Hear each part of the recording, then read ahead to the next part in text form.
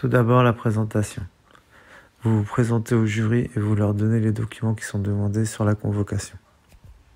Pour ce qui est de la tenue vestimentaire, essayez d'avoir une tenue classique. Chemise blanche, pantalon sombre. Évitez les jeans et les baskets. La cravate n'est pas obligatoire.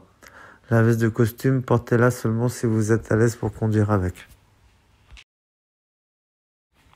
Ensuite vient le déroulement de l'épreuve. Une fois que vous vous êtes présenté, un des membres du jury va vous expliquer comment va se dérouler l'épreuve.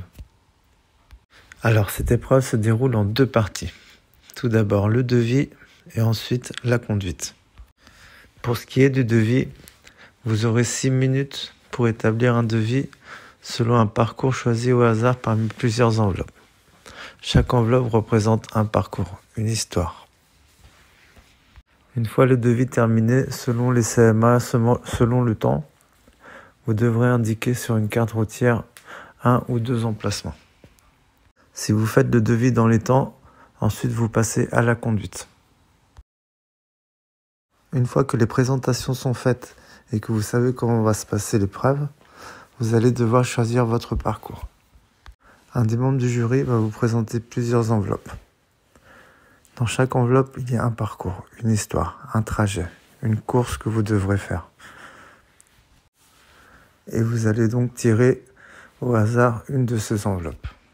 Un exemple de parcours peut être, on vous appelle pour emmener quelqu'un de sa maison à Leclerc du coin. Cette personne veut que vous alliez la récupérer à son adresse à 6h30 du matin. Donc vous avez l'adresse de départ, l'adresse de la personne, l'adresse d'arrivée, le Leclerc du coin, et l'heure de prise en charge, 6h30 du matin. Le membre du jury va vous répéter 2 fois les informations. Ensuite, vous aurez 6 minutes pour remplir le devis. Pour mettre des informations sur le GPS, et c'est tout. Une fois que vous avez terminé, vous dites au jury que vous avez terminé. Ensuite vient l'épreuve de la carte routière selon les CMA. Des fois, elle n'est pas demandée. La localisation sur la carte routière se fait en dehors des 6 minutes. La localisation sur la carte routière n'est pas éliminatoire. Donc si vous ne trouvez pas, ce n'est pas grave. Vous aurez droit au GPS et à la calculette pour calculer le devis. Vient l'épreuve de la conduite. Tout d'abord, l'installation des passagers. À faire dans l'ordre. Ordre à respecter, sauf s'il y a une femme, dans quel cas on commence par la femme et ensuite on respecte l'ordre. On passe devant le véhicule afin de garder les clients de face. On ne passe pas par derrière. Une fois que les clients sont installés, pensez à la sécurité à bord. Demandez si tout le monde est attaché et surtout vérifiez. Pour la commodité des passagers, demandez si la température est bonne et s'ils veulent écouter la radio ou pas. Vous pouvez mettre de l'eau et des sucreries. Pour ce qui est de la conduite, respectez le code de la route et une conduite souple. Si vous devez refaire un itinéraire, surtout ne touchez pas le téléphone au volant. Arrêtez-vous et refaites l'itinéraire.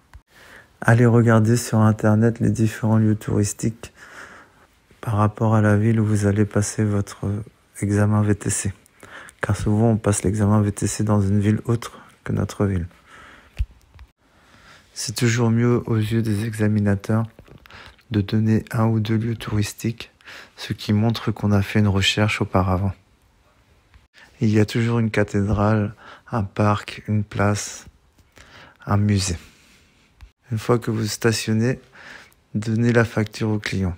La quantité, la facture, le prix doit être le même que celui du devis. Ensuite, vous sortez pour faire semblant d'ouvrir les portières et la course est terminée. Mais l'examen n'est pas terminé pour autant.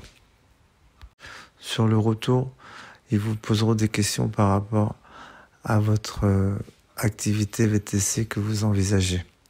Est-ce que vous voulez être en plateforme? Est-ce que vous voulez faire une clientèle privée? Quel type de véhicule vous allez utiliser? Et ce type d'informations. Donc renseignez-vous par rapport à ça, aux différents véhicules et comment fonctionnent les plateformes. Et également les statuts juridiques. Ils vous poseront ces questions également pour vous distraire afin de voir si vous êtes capable de tenir la route tout en parlant. Enfin vient la fin de l'épreuve. Vous sortez pour ouvrir les portes du jury. Vous les raccompagnez, les suivez afin de voir s'il ne reste pas de documents à remplir. Et si ce n'est pas le cas, vous les remerciez et les saluez. Certains membres du jury n'apprécient pas qu'on leur demande quand seront les résultats. Ils n'apprécient pas non plus quand le candidat qui vient de terminer échange avec le candidat suivant sur l'épreuve. Remarque par rapport à l'épreuve. C'est un examen d'adultes et entre adultes.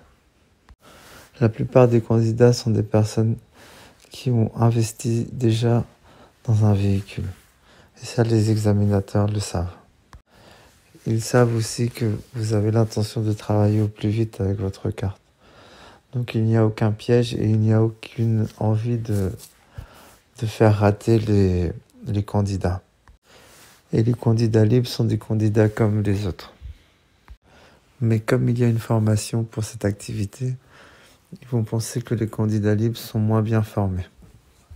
C'est pourquoi le candidat libre doit mettre toutes les chances de son côté, venir bien habillé, faire le devis dans les temps, montrer la localisation, bien installer les passagers, gérer la sécurité, connaître les lieux touristiques, connaître son activité, avoir une bonne conduite, et l'examen est assuré.